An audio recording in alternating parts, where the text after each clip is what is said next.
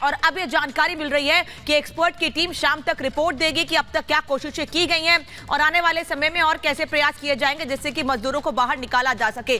आज सुबह प्रधानमंत्री नरेंद्र मोदी ने उत्तराखंड के मुख्यमंत्री पुष्कर सिंह धामी से भी बात की है और यही कहा है कि जल्द से जल्द मजदूरों को निकालने के प्रयास किए जाएं और उनकी कुशलता के बारे में जानकारी प्रधानमंत्री तक पहुंचाई जाती रहे। तो जिस तरीके से तस्वीरें मिल रही है वहां से बताने के लिए काफी कि कितना मुश्किल हो रहा है वहां पर रेस्क्यू ऑपरेशन को आगे बढ़ाना। लेकिन इस बीच जान लीजिए कि अब तक क्या कुछ रहा और किस तरीके से ऑपरेशन को आगे बढ़ाया जा रहा है।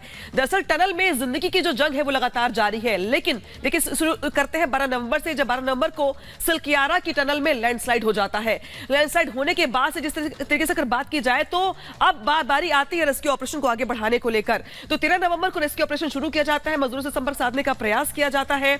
इसके बाद अगर बात की जाए तो अब रेस्क्यू को लेकर यहां पे तैयारी पूरी कर ली जाती है। 14 नवंबर को अर्थ ऑगर मशीन से खुदाई में मुश्किल पेश आती है। जो मशीन पहले इस्तेमाल की गई वो मुश्किलें पेश कर रही थी, लिहाजा अब यहां पे अगर बात की जाए तो 15 नवंबर की अगर बात की जाए तो अमेरिकन अर्थ ऑगर मशीन को यहां पर लाया जाता है।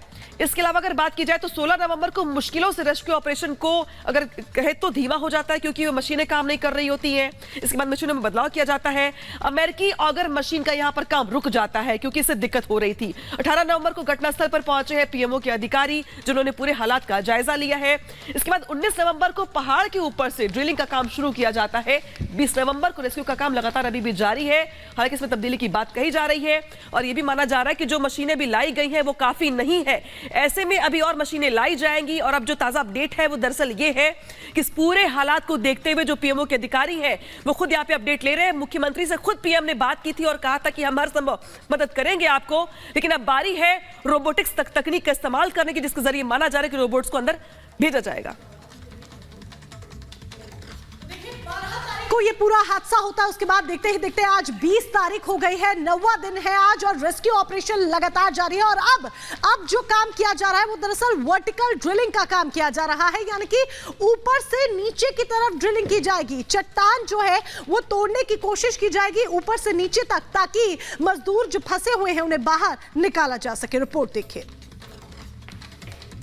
41 मजदूरों की जिंदगी बचाने के लिए लगातार कोशिशें जारी हैं और अब टनल के ऊपर की पहाड़ी पर हम पहुंच चुके हैं। रास्ता हमने आपको दिखाया कि कैसे एक दूसरा रास्ता, कच्चा रास्ता यहां पर बनाया गया है सीधे पहाड़ी के ऊपर। हालांकि उस पर अभी मीडिया को जाने से मना किया गया है क्योंकि वहां काम जारी है। लेकिन ये पेड़ आप देख सकते हैं कि पहाड़ी के ऊपर जो पेड़ है, कुछ एक पेड़ यहाँ पर काटे गए हैं और ये कटा हुआ पेड़ पहाड़ी के ऊपर आपको नजर आ रहा है। और काटा इसलिए गया है ताकि रास्ता बनाया जा सके और मशीनों को यहाँ पर पहुंचाया जा सके। तो ये एक तरीका है जिसके लिए एक्सपर्ट भी यहाँ पर, इंटरनेशनल एक्सपर्ट्स यहाँ पर पहुंचे हुए हैं जिनसे लगातार बातचीत करके उनकी सलाह लेके ये जो प्लान है उसे तैयार किया जा रहा है। यहाँ से वर्टिकल ड्रिलिंग की जाएगी। वर्टिकल ड्रिलिंग की जो मशीन है वो भी पहुंच चुकी है, लेकिन अभी तक उसे ऊपर नहीं लाया जा सका है क्योंकि ऊपर लाना अपने आप में बड़ी चुनौती है। आप देख रहे हैं कि हम लोगों को पहुंचने में इतनी दिक्कत हो रही है। जो वर्कर्स है वो यहाँ कल से आना शुरू हो चुके हैं, लेकिन मशीनें भारी हैं इसीलिए पहुंचाना मुश्किल है। मेरे पीछे आप ये सीधे जो खड़ी पहाड़ी देख पा रहे हैं, इसके ऊपर जो पॉइंट है वहीं पर आइडेंटिफाई मार्क्स किए गए हैं जो हमने आपको दिखाया था। वहीं से जो है बोर किया जाएगा, ड्रिलिंग की जाएगी और एक पाइप के जरिए मजदूरों को निकालने की जो कोशिश है वो की जाएगी, जिसके लिए इसी तरीके से कई पेड़ काटे गए हैं।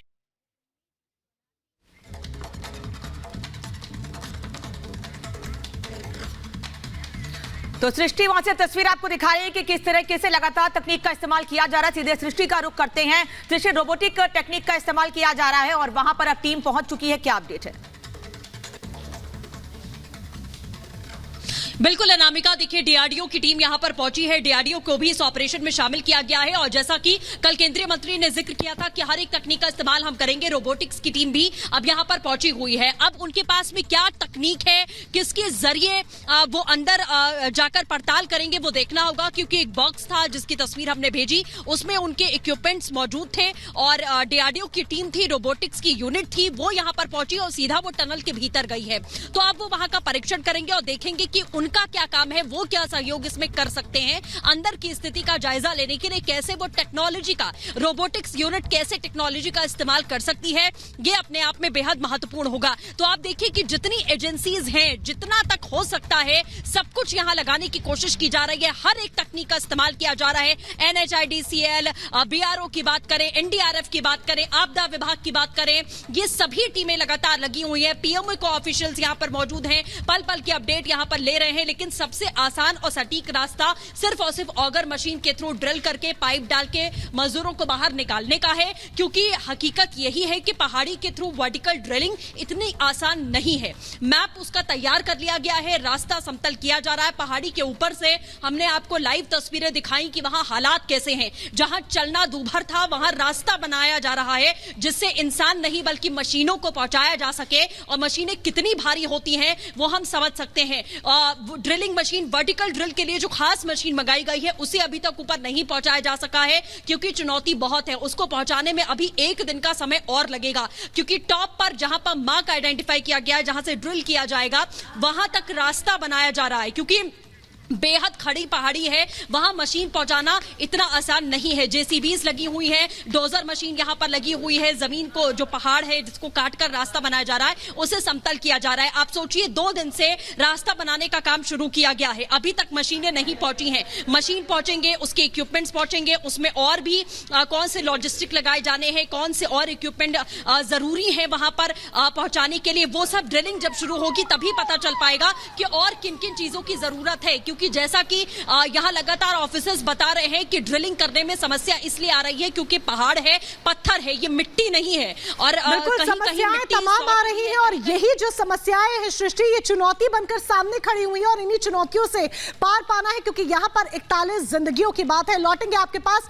टनल में जो 41 मजदूर फंसे हुए हैं, दरअसल वो अंदर कैसे हैं वो भी हम आपको बता दें। फंसे हुए सभी मजदूर पूरी तरह से सुरक्षित हैं, उनसे संपर्क साधा जा रहा है, अंदर पूरी तरह से वो सेफ है। मजदूरों के पास करीब 2 किलोमीटर लंबी टनल है। 41 मजदूर हैं जो अंदर है। टनल में पर्याप्त ऑक्सीजन मौजूद है, पाइप का सहारा लिया जा रहा है और हर संभव मदद उन तक पहुंचाई जा रही है। अधिकतर हिस्से में पानी, बिजली भी मौजूद है जो मजदूरों के काम आ रही है। पानी के पीने के लिए पानी भी उनके पास है। एक पाइप से पानी और खाने की सप्लाई भी लगातार उन तक की जा रही है, क्योंकि देखिए 9th डे है आज, और ऐसे में सप्लाई बहुत जरूरी भी हो जाती है। पाइप से जरूरी दवाएं भी भेजी जा रही हैं।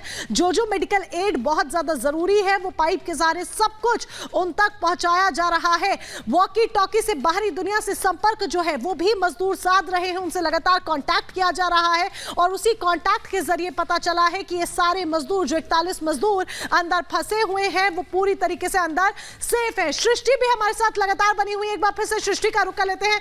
सृष्टि, जिस सड़क का जिक्र हम कर रहे थे, जो सड़क बनाई जा रही है ताकि जो तमाम मशीनें हैं वो ऊपर पहुंच सके सेफली और काम शुरू हो सके, वो सड़क बनने में कितना समय लगेगा?